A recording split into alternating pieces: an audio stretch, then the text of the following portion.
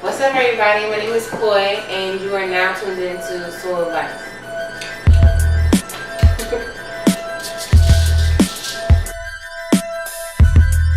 My first topic I wanted to talk about is sneaker sandal makeovers. I don't personally like rocking sneakers in the summer because it gets too hot for me. Some people just love to rock sneakers all year round. Me personally, I don't think I like to, and I don't have to. So I was looking up the Nike Air Rifts that had came out recently. I remember it was earlier in the summer, like around June-ish, I think it was. And they came out for the first time with a mesh version. They were the first camel toe sneaker of the sneaker world. And when I say camel toe, you guys know what I'm talking about. Me personally, I think it's more like Ninja Turtle feet in a way. They were first seen on the scene in '95. And they were kind of like the weird type, futuristic type water shoe in a way, but they had the sneaker sole to it. It originally came out in neoprene material, and back in '95 we didn't really use too much of that material, so that was another unique type of aspect that was shown on the scene. And it definitely was a groundbreaker for some sneakers that we have seen to this day in 2016. So I was like, what is this? Because they're kind of using the same name, but not really, because the real name was Nike Lab Riff Raff Sandal. Not Riff Raff. Not the rapper. Nike Lab Riff Raff. Riff Raff. A Nike Air Riff that didn't actually have a strap over it. And it didn't have the thong camel toe shoe either. It looks pretty much like it, and it's almost like they gave them a little makeover for the sandal. Thus, the whole aspect of why I like to talk about my top pick of sneaker sandal makeovers.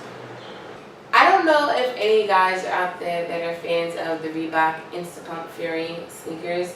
I'm sorry guys, I'm not a fan again, but it does have a nice design and it does look different from the regular Reeboks that they came out with. They took that pump, the Instapump from back in the day. I believe, was it like '94 when it was first introduced to a sneaker? Guys, comment if I'm wrong with the years. I'm really bad with years. But it was back in the early 90s. Definitely a good 20 plus years ago when they had sneakers first with the pump. I noticed how they made it over this year for 2016. First thing I noticed about this makeover, that most leather sandals don't even do sometimes. Where your toe is cut out, there's like a band. It looks like some type of material that they use that basically makes your feet comfortable instead of cutting into your toes.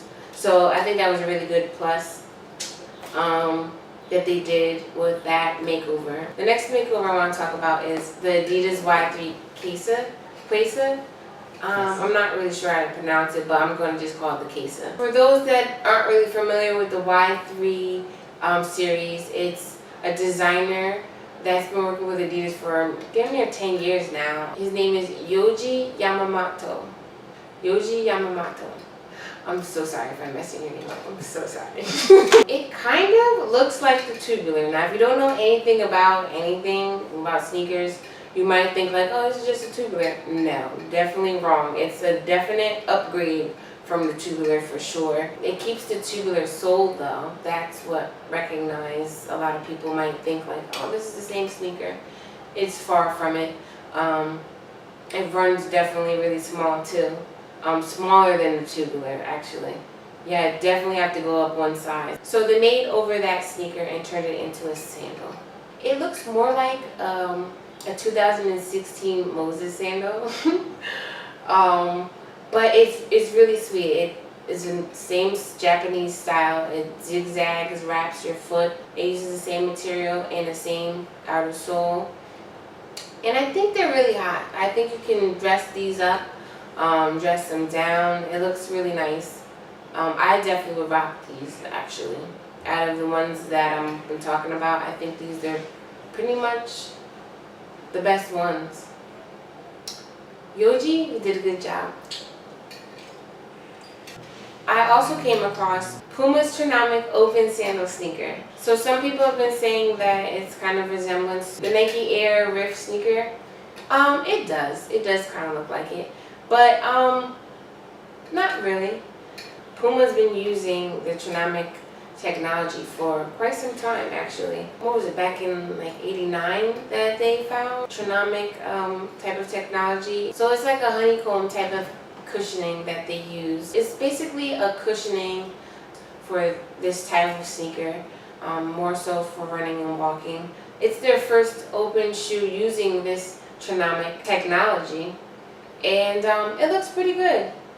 I think actually I like it better than the Nike Air Rift because it doesn't have that camel toe.